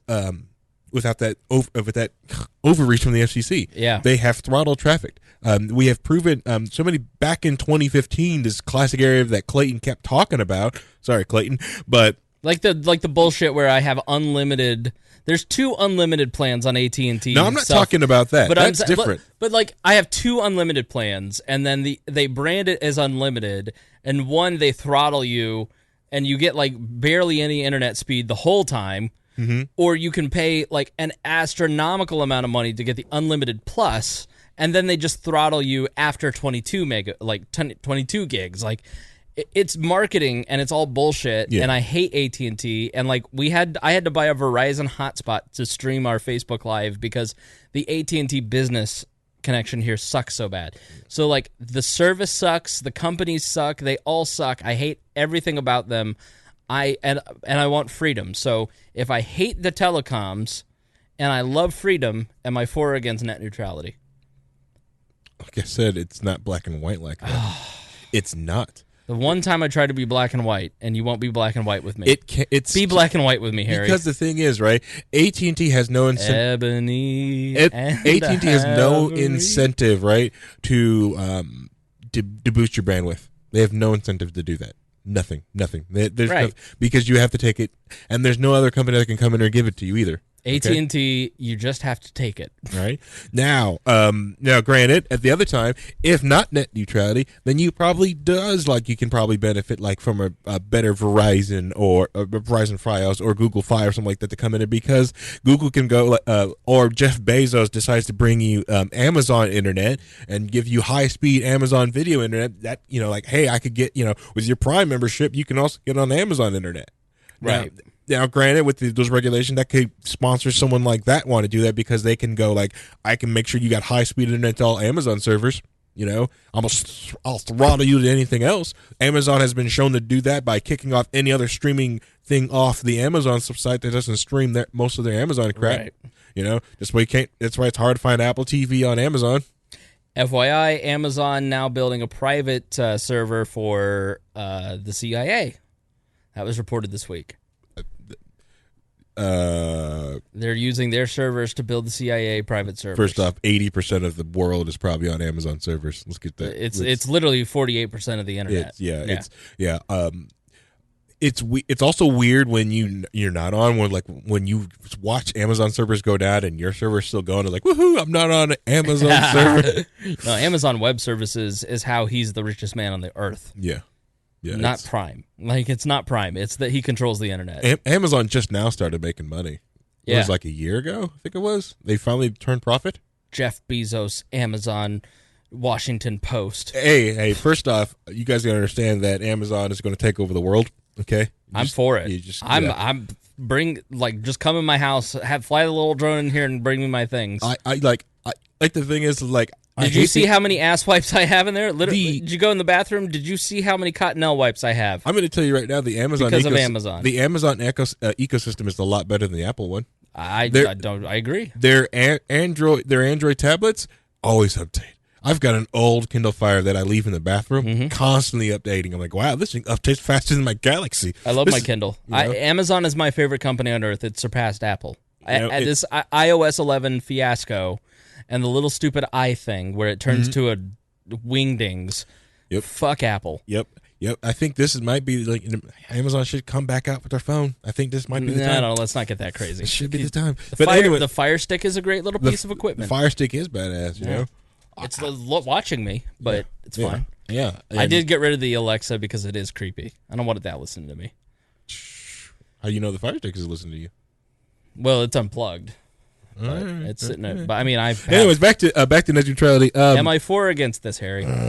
That's I said. Like, but it's each. There's no pro and there's no cons. To me personally, since I can't actively prove that the currently the telecoms aren't throttling me when I go to different sites, you know, I go back to an Ernest Hancock thing. If they can, they will, and so they probably are. So. And they can. So what I like to more concentrate on is more for people that are getting on the internet, regardless of these laws, these rules, and getting past the ISP. I forgot to write down the guy's name that posted this in the Wall group for Wall News with the people out in Detroit. It was a motherboard article about the people in Detroit creating their own ISP network, basically getting one central location attaching to the internet fiber, and then having that sprawl out using just like Wi-Fi signals throughout the lower part of Detroit. It was an amazing article watching these people, and I got online and was like looking at everything they'd done. I would have done it differently. I don't think I would have did like the 3G connection. I think I probably just used GSM cell phone tower technology and didn't and waited for an FCC guy that wanted to drive to the south part of Detroit to take out my radio tower. But that's me. All right, final net neutrality thoughts. You're letting me down. I can't. That's the thing. It's kind of hard because, like, I'm not like. The thing is, I can shield myself from all these like problems of it. So it's like, but the other day I can see the benefits, I can see the cost benefits. But the other thing, when it comes down to it, the biggest problem is the FCC regulations on telecoms and creating, you know. Basically, like, I think it's more for like if we could get a hold. This is not the Erica solution, but just more of like the solution for you people who want to play inside the game. Is that if the ISPs can talk about how this regulation it's hindering their growth, then use that same type of growth talk about like, wow, then we need to break up the regulation that allows you guys to have whole swaths of the country. Yeah. You know, then find that we need to break you guys up and go in like there need like many ISPs, many different people to be able to connect to the fiber. And it's pointless the way it's all set up like that. Because if they don't do that, that doesn't happen, that's quickly going to become the connection to the internet fiber is going to become a utility. Because statists want that. Yeah. They want it to be a utility. And I can see it why it can be a utility. But I don't want it to be a utility. I do not want. It's not like the pipes to your house. You can't have 7 different water pipes to your house. I mean, you guess you could. I'm sure somebody you can. Somebody can figure it out. But like, or the simple, the thing is like, but if you had to compete like something like that, let's say you have Water X company that did buy the land rights, like the public road, and pays different money to put these money to the public roads. Right. They pay a rent to that, or someone like, I'm just going to build a water tower in your backyard. Right. Yeah, like I live in an apartment complex. They could go with a different water company, but I mean, your water comes to the pool anyways. They drain it. Exactly right.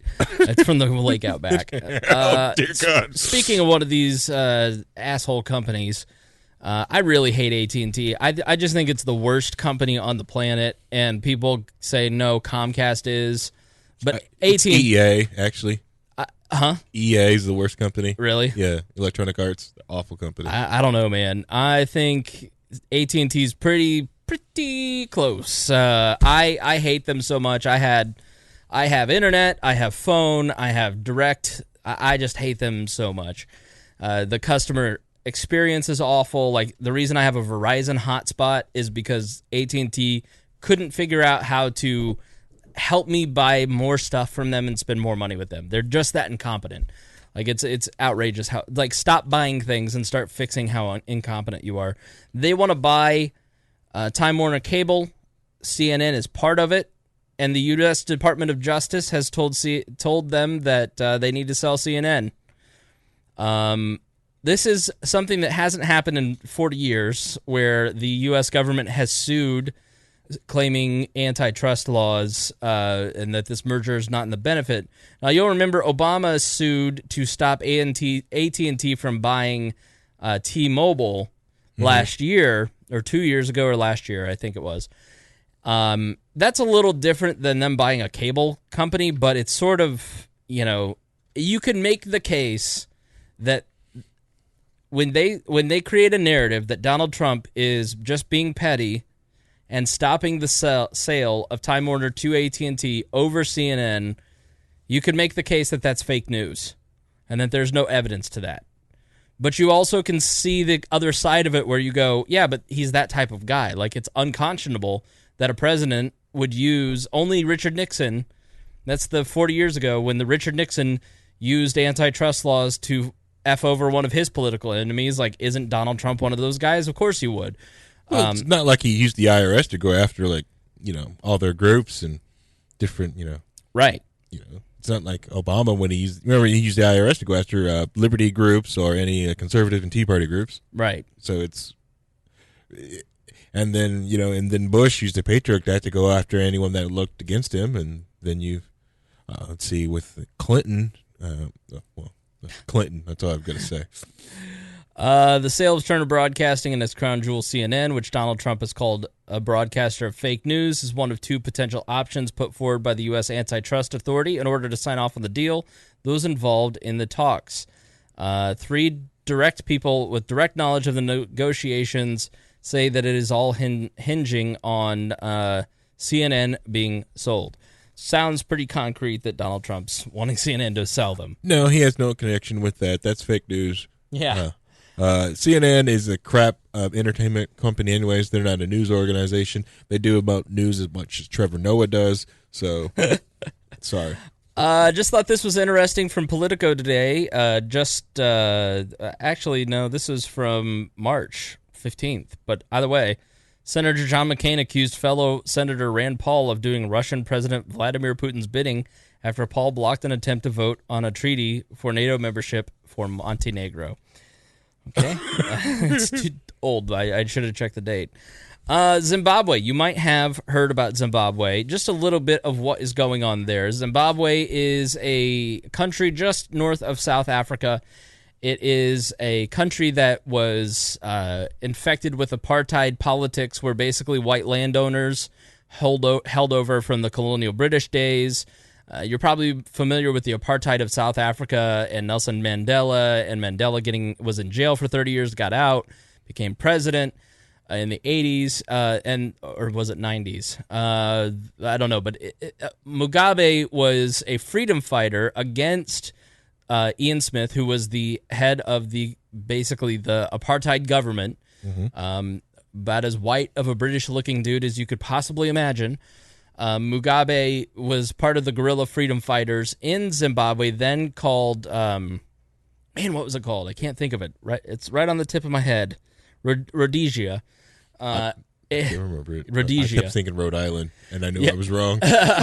So it was then Rhodesia. And then in 1980, his party was able to win a democratic election and take over and force the British apartheid out.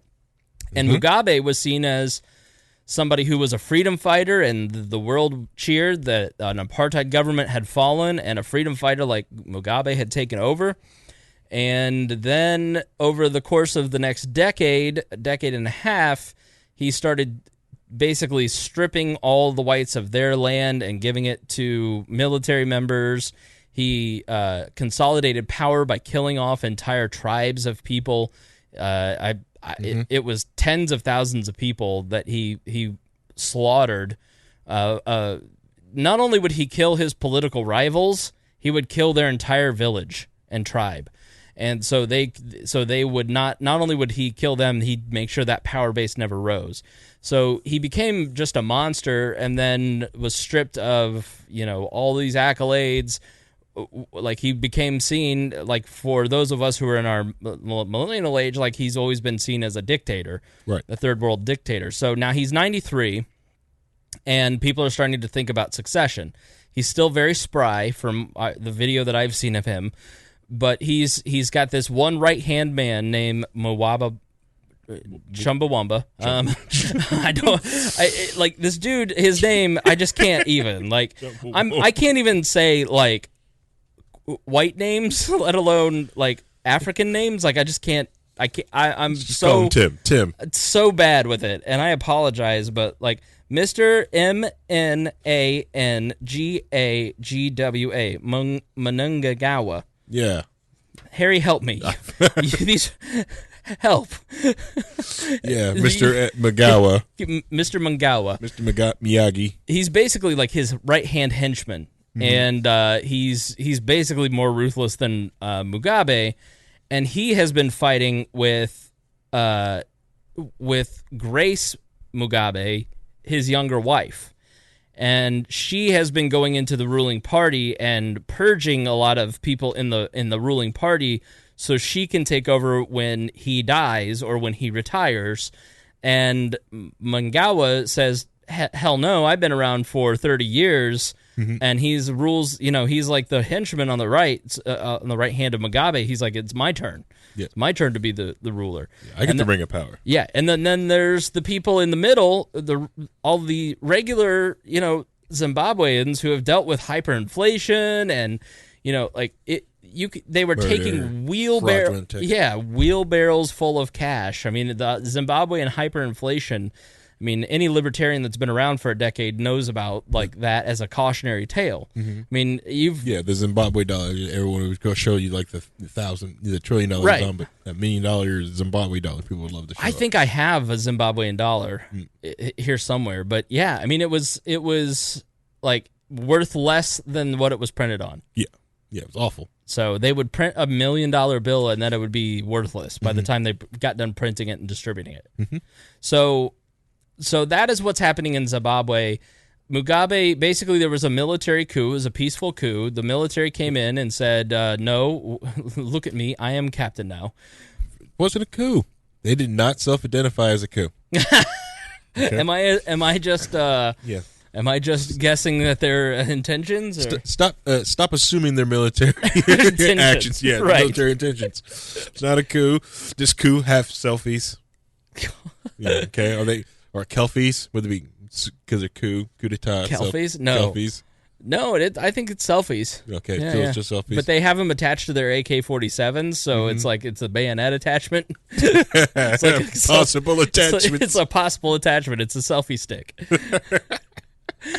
So the military basically says, we're done with this. That's enough of this. We're because there is a meeting of the party coming up, and they're in December, and Grace was out of the country. Manamana is out of town, and so the military felt like, all right, perfect time. Let's step in, take it over. Turn on the TV Sunday night or last week at some time. There's a gentleman in a military outfit saying, "Look at me, I am captain now," and he took over. And both Grace has not returned. Wrong country to return to. Manamana has returned to Zimbabwe. This is probably the most offensive, culturally insensitive breakdown of the Zimbabwe situation of all time, Harry. Right now, the people in Zimbabwe do not care. They are ecstatic. They are so happy. Yeah, some of the videos, some of the like live feeds, like some people's like their Facebooks and Twitters and stuff like that. They're like, "What?" They're just Vice is on the ground, and this is one of the reasons I like Vice is that Vice is always on the ground in these situations and they post unfiltered, like it's like you're like HBO runs a Vice news show every day. Excuse me, and I watched it. And, like, they're celebrating in the streets. I saw it on YouTube as well. And, like, they're just really optimistic that this is a moment of freedom. Yeah. And then Mugabe goes on TV and basically doesn't resign.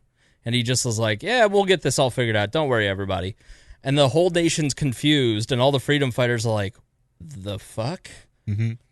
So, yeah, it is. I mean, there's a real moment of freedom in that country that hopefully they can actually achieve a democracy, a republic. Well, Do they need a government? Hopefully, they don't. Hopefully they don't form a government. Hopefully they become a beautiful anarchist state. Sure. Show people how it's done. Like Somalia? Somalia's not an anarchist state, okay? First off, okay? And African nations just have a bad reputation. I'm just saying, Harry.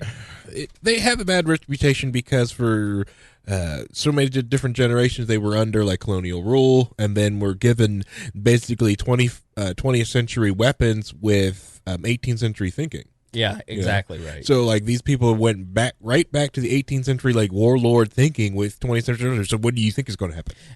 All while having all of the natural resources sold to China, Russia, America, Europe. There's a neocolonialism that has taken place. The other thing is but that partnership with China, like some people see that as bad, but a lot of the countries are benefiting. They're using the money from it. And Africa is not a like terrible, and not all spots of Africa is that bad. Right. There's a lot of different places in Africa that it's like it's basically not better than Detroit, right? Which is not hard. Absolutely. But, a lot of different I have no intention currently right now to go to Africa, but I've got a lot of buddies who do, and it's like freaking. Let me warn you people: if Harry, and I mean you people, if Harry goes to Africa, y'all need to run, because let me explain Harry's heritage. When they outlawed slavery in England, he moved to America. His family moved to America so they could continue stealing people for slavery. Yeah, that's one. And went to France to like fight England. Went to Canada to fight England over taking the American slaves.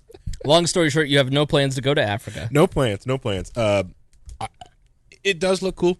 Like it's, how can I put it? It's just a different country. It's a different it's a different continent. It's a different culture, and each little spot is different. And the thing is, just like different parts of China are having these small special economic zones, that is slowly happening in Africa, especially with China's influence.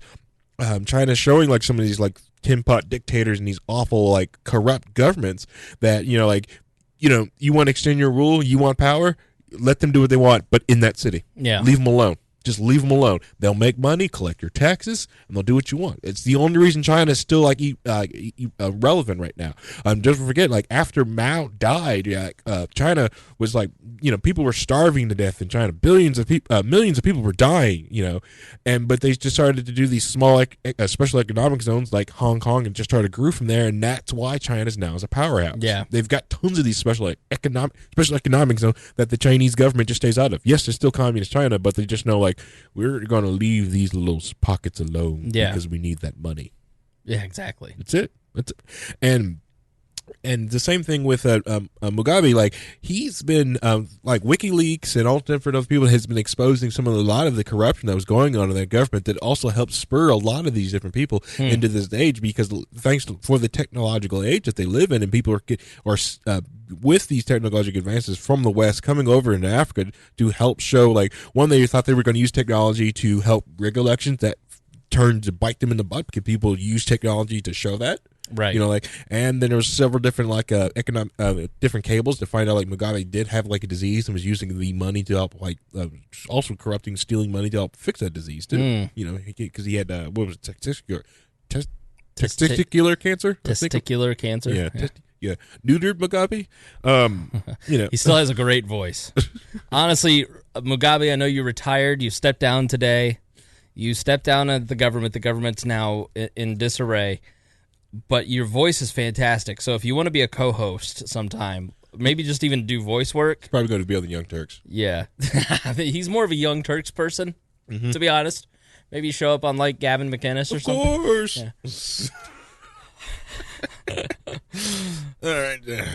All right. So last story tonight, before we do the bonus show.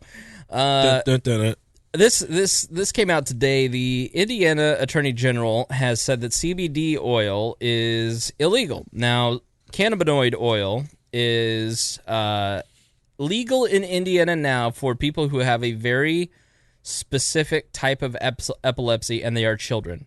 Now, if you remember Addie's story, which was an episode of The Cost, and I don't remember what episode it was, but if you get The Cost podcast feed, You can, Harry's going to look it up. Addie's story was about that. We were talking about the bill here, trying to help get it passed. It did pass. So Addie was able to get CBD oil to help treat herself. You're gonna have to. Well. Yeah, that's good. But so that passed. But here's the problem. They narrowed the people who can have CBD oil, which is a derivative of cannabis, which is an oil of it, which is basically like no THC. Like, you can't get high from CBD oil, as we talked about in that episode.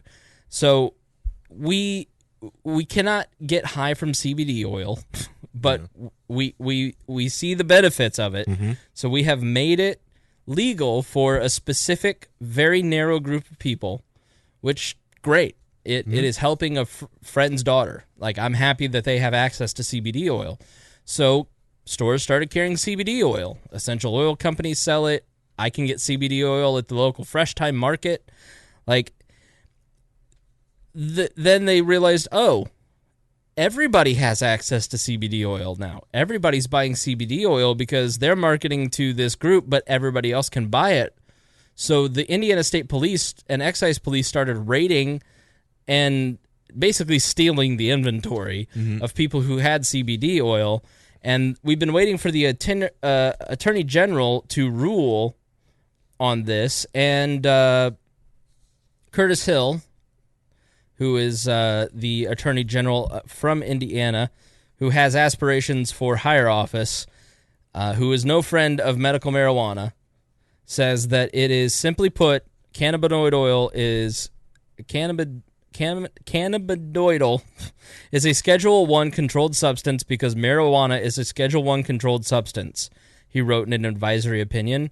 Although it is a relatively new phenomenon after thoroughly trafficking the language of the Indiana law defining marijuana, it is evident that cannabinoid oil is now and historically has been derived from a part of the plant genus cannabis.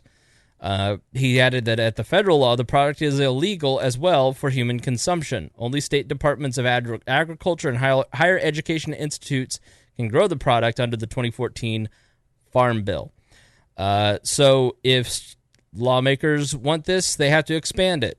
So it contains less than 0.3% of THC, the ingredient that gives users their high.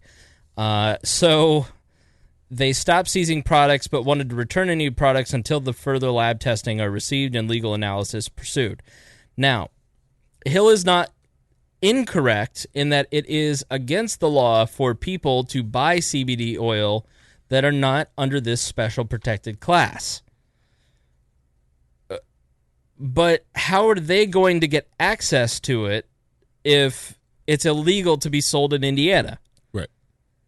This is the problem with trying to carve out exceptions to freedom. Like, everybody should have access to something that benefits them. Correct. It reduces inflammation. It's extremely beneficial for a lot of different things and a lot of different medical issues. It doesn't get you high.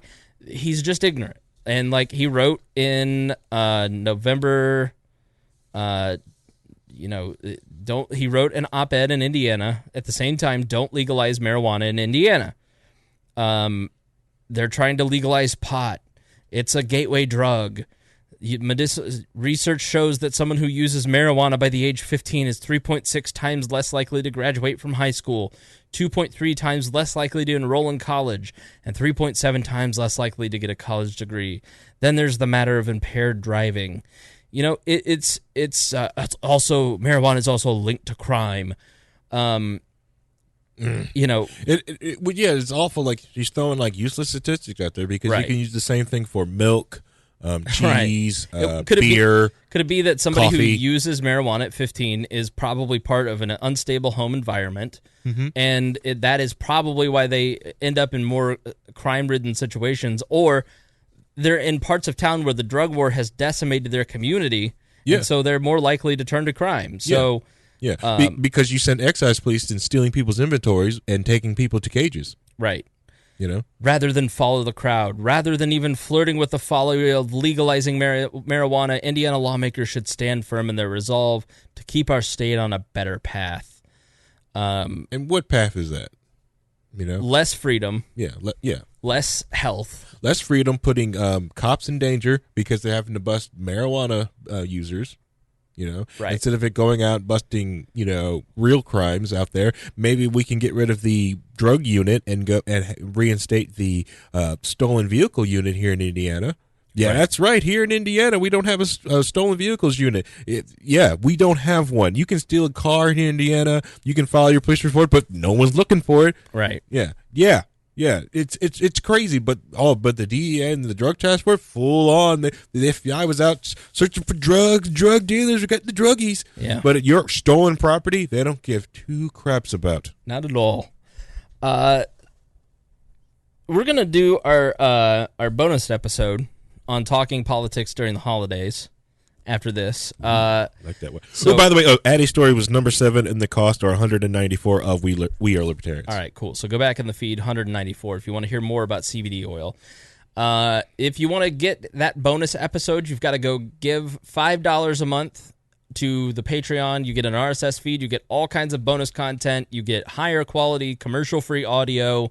You get usually 30 to 90 minutes of extra content a week. If you love We Are Libertarians, then that's the best $5, $10, $25, or $100 that you could possibly spend.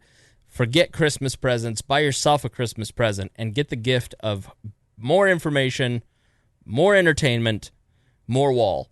So get that at wearelibertarians.com. We're going to talk, again, surviving the holidays. Just a little chit-chat, behind-the-scenes stuff. And shout out to the We Are Libertarians group. I put up a poll. A lot of the content in this was, hey, I put up a poll. What do you want to hear me talk about? What's some uncovered stuff that we're not talking a lot about? And I found some stuff in there that I liked.